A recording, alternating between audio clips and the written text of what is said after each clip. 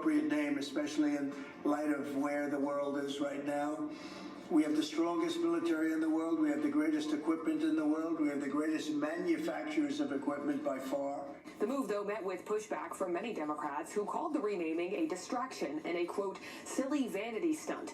Senator Mitch McConnell, the former Republican leader who has in the past been critical of President Trump's defense budget proposals to Congress, posted on social media this, quote, if we call it the Department of War, we'd better equip the military to actually prevent and win wars. Peace through strength, McConnell said, requires investment, not just rebranding. Now, I did reach out to the Trump administration to ask how much they expect to spend exactly on this rebranding effort alone, but I did not immediately hear back. At the White House, I'm Jackie DeFusco, KCRA 3 News. Jackie, thank you. Right now it's 8:09 and getting miles in for a great cause. Today is the 2025 Walk to End Alzheimer's in Yuba City, and that's where we find KCRA 3's Aaron Heff this morning, where big crowds are starting to gather. Aaron, good morning. Good morning. Happening in this beautiful park today. You're actually looking at the start line right behind me as organizers are still setting up. So let's walk you through what's happening today. Supporting research efforts and further care for the Alzheimer's Association. Today, people will choose between a 1 or 3 mile route, and proceeds they go back to the nonprofit which supports in the fight against the disease. Alzheimer's on average will affect 1 in every 5 women and 1 in every 10 men, and it's projected that over 7 million Americans are living with the disease currently, and by the year 2050, it's projected to rise to nearly 13 million. Alicia Stewart is the walk manager today. So talk me through the importance of coming down here and being a part of it. It's free to walk, but also you're trying to raise $97,000. Is that correct? Yes, $97,500. Because every little penny counts. Yes, but the importance of coming down here, it's not just so we can raise money. We also have a lot of resources here. So if anyone is struggling, if you're a caregiver, if you have recently been diagnosed, or you're concerned and you want to know, okay, what are the symptoms? How do I know? It runs in my family.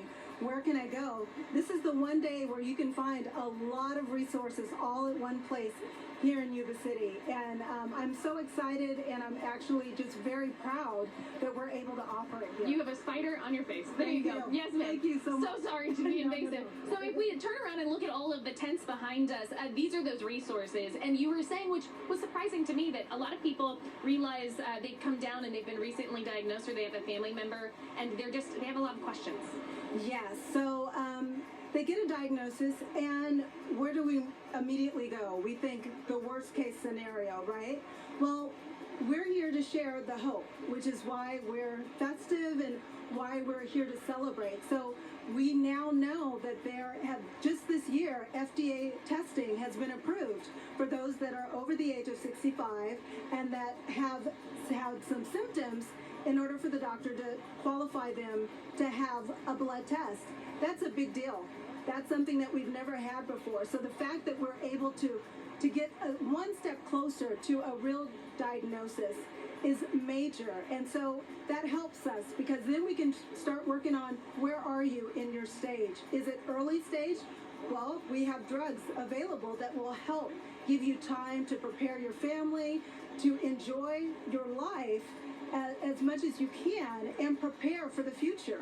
Those are things that are so important, and so that's why we have things like this today. We want to share the advances that we made. We want to make sure that they get an opportunity to see, and all the resources that we have available locally. We have new wave hearing aids that are here, and hearing is directly connected to, hearing loss is directly connected to Alzheimer's and dementia.